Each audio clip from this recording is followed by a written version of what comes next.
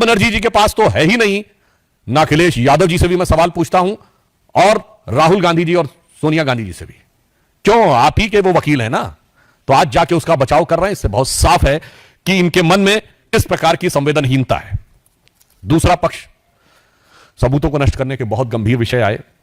न्यायालय ने इस विषय के ऊपर बहुत सारे सवाल खड़े किए हैं, परंतु दो विषय आज न्यायालय ने जिस प्रकार केंद्रीय सुरक्षा बलों को उस कॉलेज की सुरक्षा देने का निर्णय लिया है, इससे बहुत साफ हो जाता है कि पश्चिम बंगाल की सरकार और कोलकाता पुलिस की जो नैतिक आधार था वो स्वतः ध्वस्त हो गया। दूसरा जो एक नया पक्ष प्रकाश में आया है कि पीड़िता अपनी डायरी लिखती थी और वो अपने पिताजी से उसको साझा करती थी और उसके बहुत से पन्ने और उस दिन के पन्ने गायब हैं। सबूतों की तो ऐसी श्रृंखला है कि उस विषय के ऊपर क्या बोला जाए यह कहने में। आपने देखा कि प्रिंसिपल का ट्रांसफर हो, उसको दूसरे का कॉलेज में बहाली हो, 40 से अधिक डॉक्टरों का आनन फानन में ट्रांसफर, पीड़िता के शव को सौंपने के कई घंटे बाद एफआईआर, समय से पहले उसे जला देना, डायरेक्टर से पूछताछ न करना, और उससे अधिक गंभीर बात, जो प्रश्न पूछ रहा है उसके ऊपर कार्रवाई हो रही है। मैं एक नैतिक सवाल भी पूछना चाहता हूं कि सोशल मीडिया या वक्तव्य में यदि कोई भी व्यक्ति बयान दे देगा, सर्वोच्च न्यायालय ने इसका भी संज्ञान लिया है, तो जिस प्रकार से कार्रवाई आवश्यकता थी कि कठोर कार्रवाई यह सरकार करती उन लोगों के विरुद्ध जिन्होंने यह कार्य किया था, उल्टे कार्रवाई उन पर हो रही है जो कि इंसाफ की मांग उठा रहे हैं।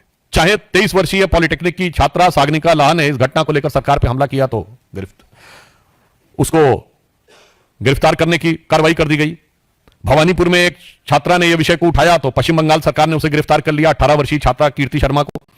पीड़िता के माता पिता ने भी बयान दिया, और तो और तृणमूल कांग्रेस के शांतनु सेन ने कॉलेज के खिलाफ बोला तो ऐसी जानकारी आई कि उन्हें प्रवक्ता पद से हटा दिया गया, और तो और स्वयं उनके सांसद सुखेंदु शेखर ने जब यह प्रश्न उठाया तो उनसे पुलिस जवाब तलब करने लगी। हमारे सांसद से कर रही है, वो तो उनकी प्रवृत्ति हमेशा से पता है, पर आप सोचिए कि अपने सांसद और अपने नेताओं पर भी कार्रवाई कर रही है। यह एक बहुत बड़ा सवाल उठता है। यह दर्शाता है, मैं देश के लोगों से कहना चाहता हूं कि इस बात को सोचिए कि इन पे तो कार्रवाई कर रही है, और उससे अधिक दुखद और दुर्दांत बयान उनके नेता दे रहे हैं। यदि उनके मंत्री उदयन गुहा ये बोलते हैं कि ममता जी की तरफ जो उंगली उठेगी तो वो उंगली तोड़ दी जाएगी, तो कोई ऐसा बयान देता है कि जो पीड़ित और आहत डॉक्टर हैं वो अपने गर्लफ्रेंड और बॉयफ्रेंड के साथ घूमने के लिए वहां बैठे हैं, तो उनके एक सांसद अरूप चक्रवर्ती इस ढंग का बयान देते हैं कि परिणाम भुगतना पड़ेगा। मैं देश के लोगों से पीड़ा और गंभीरता के साथ अपनी पार्टी की तरफ से कहना चाहता हूं कि आप सोचिए कि संविधान कितने बड़े खतरे में है आज पश्चिम बंगाल में। आप कल्पना करिए कि यदि इनकी कहीं सरकार होती केंद्र में तो उंगली तोड़ दी जाती, जो इनके मंत्री ने कहा है उदयन गुहा ने, जो संदीप चक्रवर्ती ने, अरूप चक्रवर्ती ने कहा है, तो परिणाम भुगता दिया होता। आज सर्वोच्च न्यायालय और केंद्रीय बलों के हस्तक्षेप के बाद यह स्थिति है, तो मैं यह बात जिम्मेदारी के साथ कहना चाहता हूं। और आप देख रहे हैं कि इंडी गठबंधन के दलों में जो दुरभिसंधि है कि कांग्रेस के पुराने नेता, सपा के वर्तमान सांसद, सपा के समर्थन से बने वर्तमान सांसद तृणमूल कांग्रेस के वकील हैं, जिनकी ख्याति अपराधियों और अलगाववादियों का समर्थन करने की है।